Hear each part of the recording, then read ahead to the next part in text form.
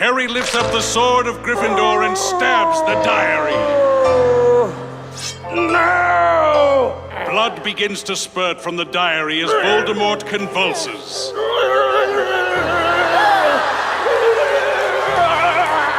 Voldemort's chest explodes open. A blinding white light shines out.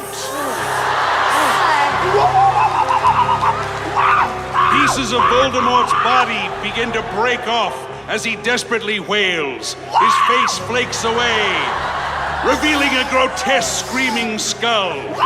Soon all his skin ignites into flame. His burning skeleton crumbles into a mess of gore and green goo.